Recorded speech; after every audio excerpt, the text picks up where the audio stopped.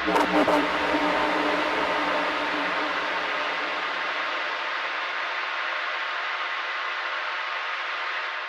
begin Hemmitt QUESTION. We're going to get the complete tale in the book, The Secret Books of the Egyptian Gnostics, on page 37, by Jean Dorès. Secret Books of the Egyptian Gnostics by Jean Dorès, page 37. Humankind in slavery in the world, and this evil forces, and maybe let's go into this particular part about a dollar broth. You got to separate from it, period. We just gonna get seriously. I'm telling you, the spiritual ain't got nothing to do with the physical, ain't got nothing to do with spirituality whatsoever. The reason why I know is this here. Do you know that every day of my waking life, this is what I do? I'm not talking, see, it's a difference. What I'm talking about here, the concept of what I'm talking about here. You come to a lecture and you can hear, but there'll be days that you just off into the world. Do you know every time I'm talking to a motherfucker, I'm thinking of this stuff. I am constantly in this thing 24 hours a day. This is all I think about. And I swear to God, last year, the financial shit got so hard, we was begging the spirits to help us, and the spirits said, we ain't giving you jack shit. We had to move out of our house. Her car got hit. We on the damn bus right now. We ain't got no money. And the spirit said, now you know what real spirituality is. All that other bullshit that the people thinking about they being blessed, about some spiritual, they're saying, once you get to a high level, you got to separate from it, period. We just gonna give you just enough to keep your ass indoors, but no other thing else. And I'm telling you. Now, I'm telling you, I was in bad shape. You see, and I was in this thing constantly. But I understood that the physical is in supreme vexation to the physical, and that's the actual prison house. We're gonna go into that in a few minutes, real big. How much time we got? Out of time. Well, let's go on. I'm gonna get into that real good in a few minutes. In a few minutes on what we're talking about here. Now, huh? When Solomon came to the conclusion, that's where Solomon came to the conclusion that it was vexation of the mind, the whole 9 yards. Yeah. Vexation. Yeah. Vexation of the mind. About the world, he said. Right. Vanity. The vanity in the whole 9 yards on what they're dealing with here. Now, let's go into this particular part about a dollar broth. A dollar broth. His name, let me spell the name right for you. Spell the name right for you. The book you want to get is getting a book called, his name is Bentley Layton, The Gnostic Scriptures. This is the best one that just came out. If you know anything about the Bible, you will take this like a fish to water. You see what I'm saying? It's called Bentley Layton, The Gnostic Scriptures is what it's called. Now, it says, listen to this. The Judeo-Semitic myth of Genesis is the understanding completely contrary to the conventional interpretation of images. Now listen to this. In the Gnostic mind, or the Gnostic scripts, it says the Gnostics hold that the material world is ruled by evil forces, and most say that the material world is actually a creation of the evil demiurge. Surprisingly enough, when the Gnostic thinking is applied to the Judeo-Semitic myth of Genesis and understanding, is completely contrary, and it says to conventional interpretation of images. In the Gnostic mind, Yahweh, Elohim, of Genesis is identified to the demiurge of the creator of this world, and this is the evil one. Now listen what I'm saying right here. Now listen. It says Yahweh is also called I-A-L-D-A-B-A-O-T-H.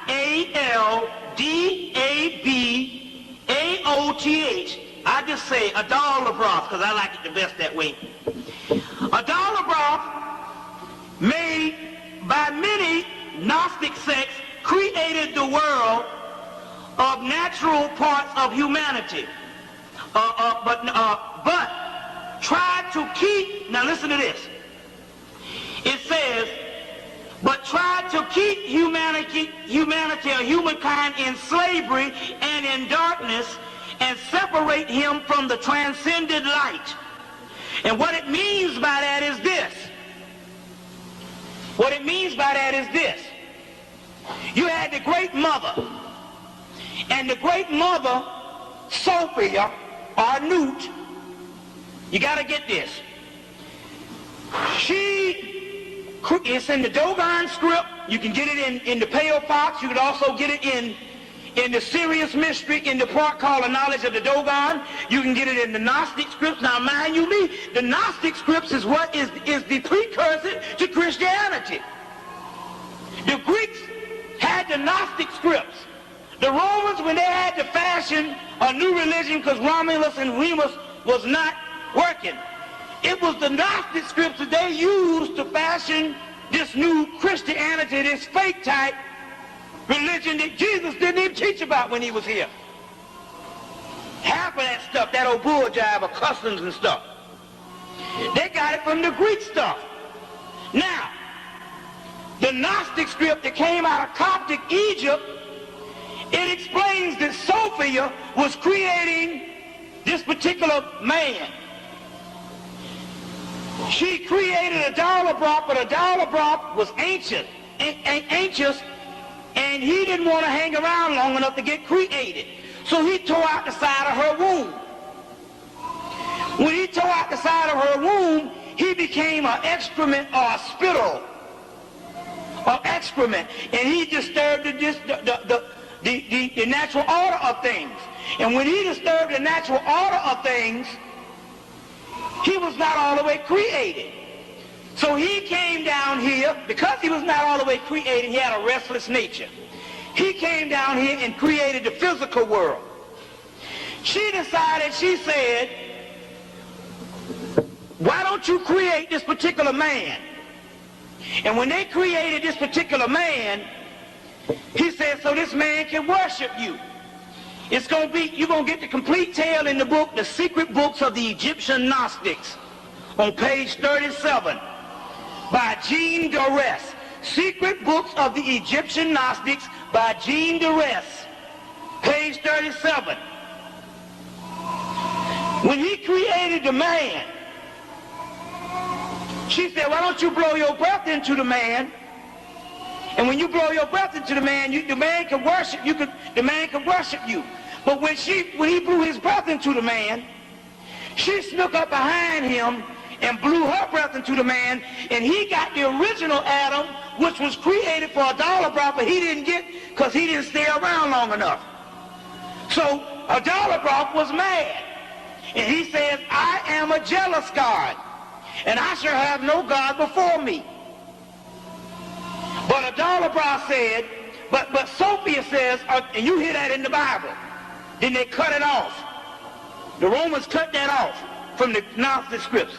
And a Dalabroth said, no, excuse me, Sophia says a Dalabroth don't lie. There is a man that's greater than you, and he lives on earth. So we see this year when they show all those doggone internet parties, the internet parties with the doggone the internet parties with all these people is trying to get new jobs because all they doggone so-called .com network shut down and it was all out of work. And so that was the so-called Y2K, not no computer shutting down, and that was the biggest hoax ever. But it was all about this whole thing about this internet was a hoax from the get-go. And it's no more than the damn Yellow Pages now. You know what I'm saying? Big deal, but it's not like it's going to be your gateway to new financial freedom. You see what I'm saying? Multi-marketing and all this kind of shit here. You see?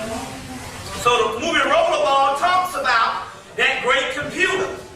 They also talk about how they showed them they lost the 13th century basically in the movie. They talk about how they found up the 13th century, and they say, oh, well, it was a bad century anyway, and it's going back to say that history is a lie agreed upon, as well as trying to tell you that in so many words, they can basically literally delete history anytime they want to do it, and that's what happened when they deleted the history as far as when it comes to our history. But when the movie first comes on, the guy John Houseman, who's one of the ones who was the executives over the rollerball, which is a violent sport that kills people just like football or whatever type thing, it don't really matter. Whenever your job is to go to work and stand on the line and hit another damn human being and stuff, you don't think that's grotesque. You know what I'm saying? But the key here is talk full contact sport. But the key here is when they right after they go into the locker room in the movie, John Houseman comes in and he's one of the men that's like over the actual league, and basically the league is run by the secret societies of the Illuminati or Big Brother. And he says, when you see us, he said, when you see us in our gray suits, now basically this was a conversation between the black man and the white man. When you go back and watch this movie, he said, when you see, he's talking to the rollerballers, which is the actual people who play this grotesque sport. And he's in the locker room. He said, you see us as executives, and we know that you all want to be like us in the gray suits. That's like black people want to be all corporate-like and want to be like high-end crackers. They say, you see us in the gray suits, and you want to be like us. He said, but what you don't realize, it is us in the gray suits, or us white people that want to be like you rollerballers with all them muscles and that whole physique, and the whole 9 yards who want to be like the black man. You see, it's in the actual movie, and so the movie, the Illuminati takes his wife, and they want him to retire because they don't want a superstar to get so on top that the people don't follow Big Brother and start following the superstar Jonathan E. as the Messiah. So they tell them they want him out. And in the whole movie, he don't want to quit. So they send his wife back to him that some executive had taken. They sent his wife back to him, and his wife is trying to get him to quit. And he said, oh, I see why you came back. And he's talking to her, and he said, a couple of years ago in the late 20th century, because this is like 2000, this is like 2025. He said a couple of years in the late 20th century, a group of people had a choice. They said that they had a choice to have a bunch of luxury items and a bunch of luxury items, or they had a choice. They had a choice to have a bunch of luxury items, but they also had a choice for freedom. But of course, they took the luxury items, or they took the luxuries and they gave up their freedom. You see what I'm saying? So the key here is, and so the woman said, well, wait a minute, civilization has always been about man trying to rise up against poverty. And he was like, wait a minute, civilization wasn't like that at all. It had nothing to do with man rising up against poverty. But see, here it is again with the modern mind thinking that the world has always been the way it was. Let me give you an example. A couple of years ago, one sister could not believe that the pyramids could be built without slaves. I said, it wasn't built by slaves. She said, but look at the labor force. How would they get the labor force? I said,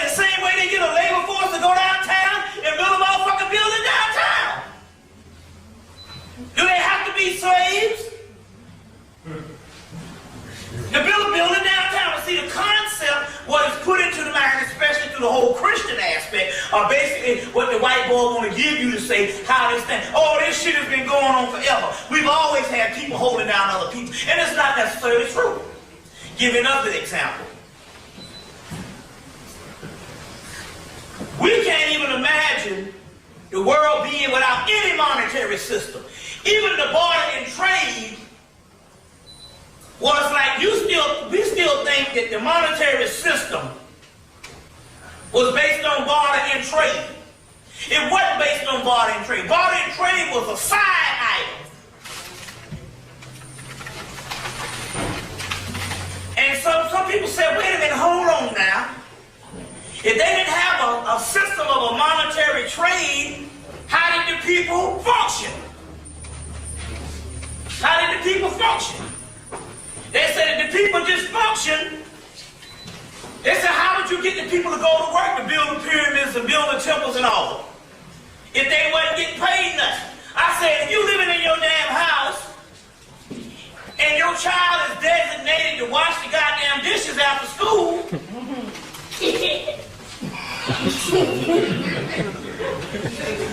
they're not washing the dishes to get paid. They washing the dishes because they know if they don't wash the damn dishes gonna be piled up. You did things based on that was the lot in civilization. If you didn't do those things, you didn't have a damn civilization. Not necessarily based on monetary gains. So we can't even think of a world where they didn't have nothing. So we still think that the African thing, if it wasn't the monetary system, it was based on barter and trade. No, it wasn't based on barter and trade. The barter and trade is a later system that has nothing to do with the way the doggone Africans function. They didn't have no type of damn system or nothing based on material trade. They just went to work and did shit because if they didn't do shit, they didn't have a goddamn civilization. That's right. And we still thinking that the shit is based on barter and trade. We can't even think of the concept of when people say, well, I got to get up and go to work. Because if I don't go to work, the goddamn temple don't get built. Had nothing to do with what I gained from it. What they gained from it is the civilization, which comes complete with spirituality and whatever other damn thing that functions in the civilization. So right now, you can even see, even with the way we think now, we think that it always had to be that goddamn way.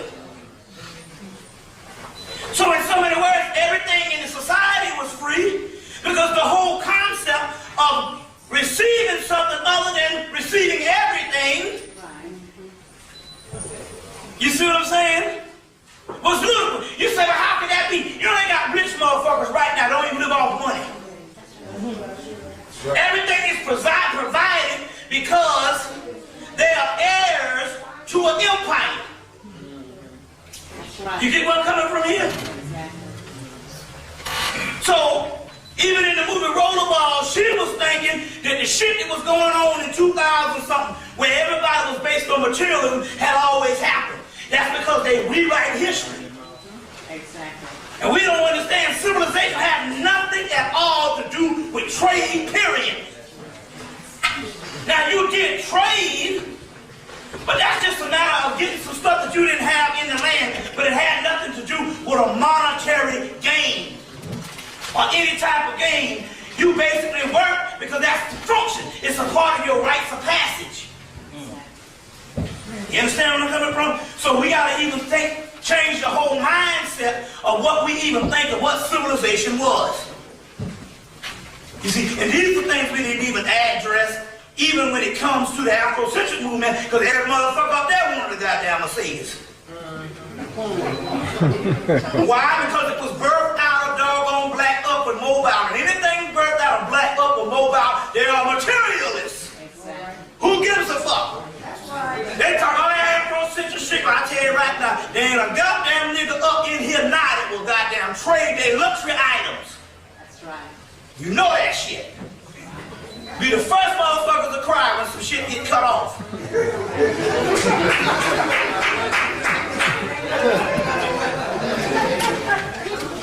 But remember, get the movie Fight Club. The movie Fight Club is one of the most advanced movies that came out. You saw The Matrix.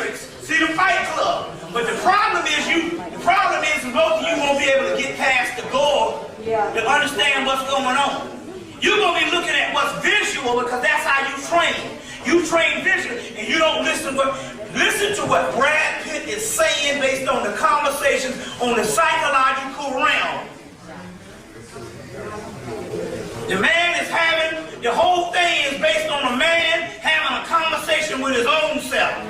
And he realizes he can never be free based on the material thing. What bedroom set defines me as a goddamn individual? What dinette set defines me? You see, you are not your job. You are not your house. You are not your automobile. And until you lose it all, you don't even have to lose it all as a person that just walk around the street with a cane. And just walk around the street with a big pole and say, I'm doing it because I done lost it all. That's not what we talking about here. What we talking about here is a mentality where those shits can only be a utility. Exactly. They say Krishna comes to free man from materialism. And then the material world. But what keeps the damn matrix in place is you love needful things. You are all, even right now, your conscious level is, how can I be spiritual enough to get more shit?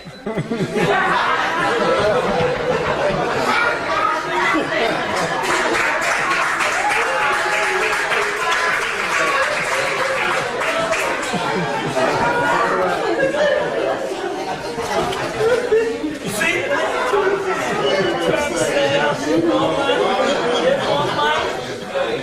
That's it. So right now the first thing you do, you'll learn spiritual concepts. And the first thing you want to do is you want to take the spiritual concepts and try to find out how can you turn the spiritual concepts to work for you to get more material items. You see? And you never get to the prize. The prize is until you lose it all, until you give it all up.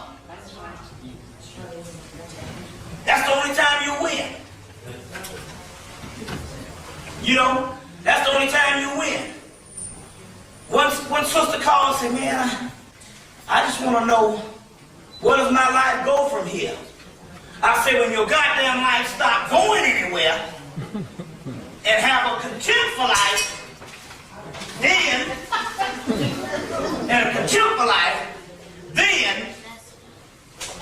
you can start doggone functioning in life. Life is pointless, like I said last night. And until you realize life is pointless, you understand, you don't get it. You see, that's what they say. Give up. He said, you got to let go. And that's the problem. We don't want to let go. That's right. You see, because in our minds, we are only into the consciousness to better our lives materially. You see, we care nothing of trying to find the great mystery. And the great mystery is, over and over again, this is only an illusion, a lie. Question reality. Question reality. Now, to build this city. I said, no, they got the city. And I was telling